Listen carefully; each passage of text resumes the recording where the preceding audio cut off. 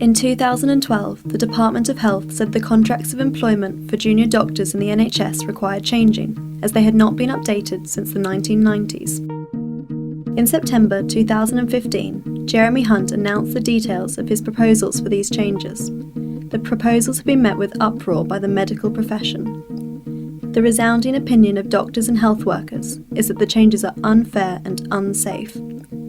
We sought to assess the arguments being put forward and the risks posed to the NHS.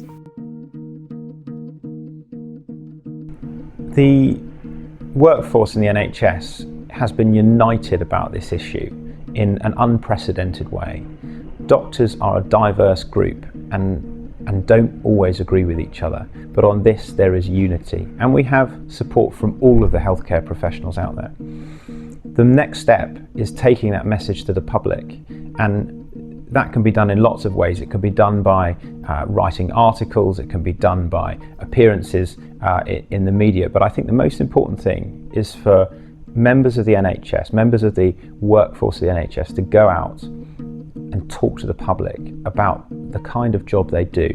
Try and help them understand exactly how hard and what sacrifices they make to work in the NHS, and explain the facts about the new contract. Explain how the new contract may well see staff spread more thinly, a demoralised workforce working in unsafe conditions, and explain to the public that if they want to keep their NHS public, if they want to keep health service that's free at the point of use, they must resist this contract, because the inevitable outcome of this contract as it stands being introduced is a denigrated workforce, is a workforce that in large proportion will leave the NHS, is that an NHS will be brought to its knees, and then the government will introduce the concept of privatisation as if it's the only welcome solution.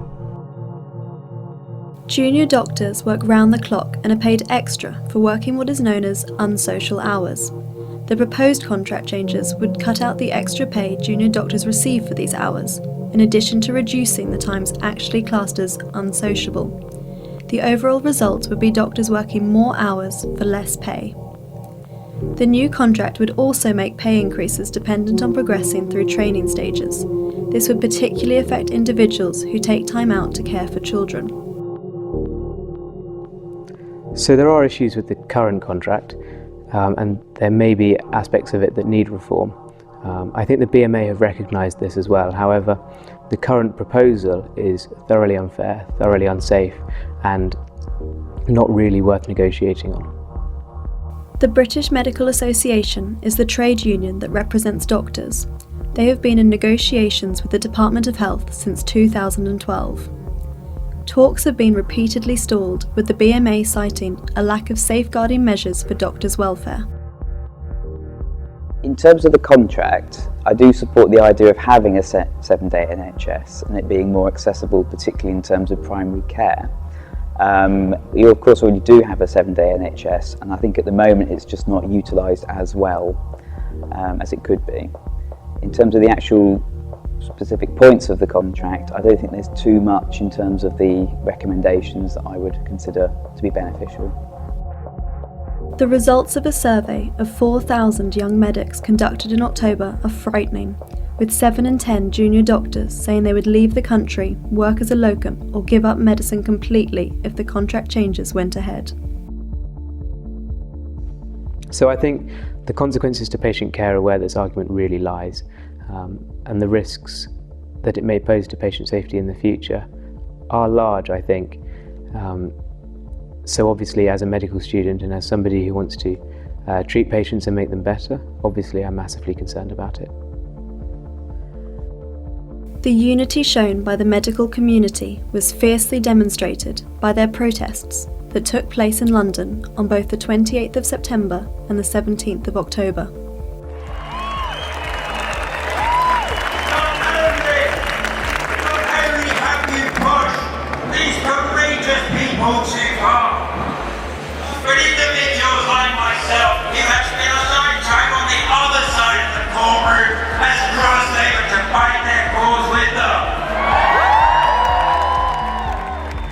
The medical profession has worked hard to show their opposition to the contract, So hard, in fact, that 98% of doctors in England have voted in favour of a full strike.